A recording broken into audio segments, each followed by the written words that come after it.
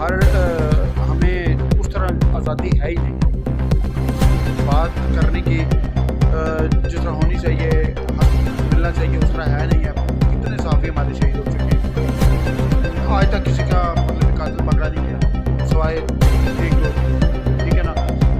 کہنے کا مقصد یہ ہے کہ ہم جتنی مشکل سے اپنی عوام کے لیے محنت کرتے ہیں، ان کو آگاہ کرنے کے لیے ہم خبریں اکٹھی کرتے ہیں، اویئر کرنے کے لیے ہم پروگرامز کرتے ہیں، لوگوں کی اصلاح کے لیے ہم مظلوموں کا ہم ساتھ دیتے ہیں، ہم مافیاز کے ساتھ ٹکرا رہے ہوتے ہیں، چاہے وہ انتظامی ہو یا چاہے وہ کوئی بھی مافیا ہو، منشیات فروش ہو، قبضہ مافیا ہو، ہم کس کے لیے لڑ رہے ہوتے ہیں؟ اس عوام کے لیے لڑ رہے ہیں۔ ہماری اپنی ذاتی کوئی لڑائی نہیں ہے۔ جب ہماری اپنی ذاتی لڑائی نہیں ہے تو میری التجا ہے عوام سے بھی، یار کم از کم ہم صحافیوں کی رسپیکٹ اس طریقے سے کریں جس طرح ہمارا حق بنتا ہے، کیونکہ ہم آپ کی لڑائی لڑ رہے ہیں۔ جب تک ہم آپ کی لڑائی لڑ رہے ہیں، آپ کے لیے ہم سب کو اپنا دشمن بنا رہے ہیں۔ پولیس کے خلاف اگر کوئی ہم نشاندہی کرتے ہیں تو پولیس ہماری دشمن بن جاتی ہے۔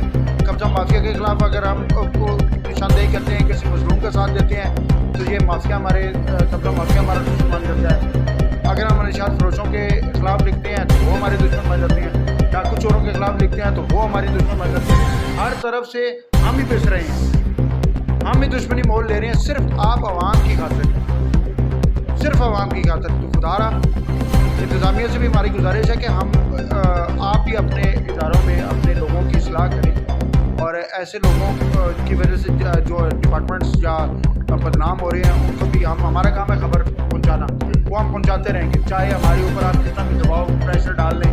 ہم نے اپنا کام انصاف سے، محنت سے، لگن سے اس عوام کے لیے کرتے رہنا ہے۔ اور میرے جو صحافی بھائی ہیں جو لوکل سطح میں ہیں، 99% ایسے لوگ ہیں جو بغیر تنخواہوں کے کام کرتے ہیں۔ کس لیے کر رہے ہیں؟ آپ لوگوں کے لیے کر رہے ہیں، آپ عوام کے لیے کر رہے ہیں۔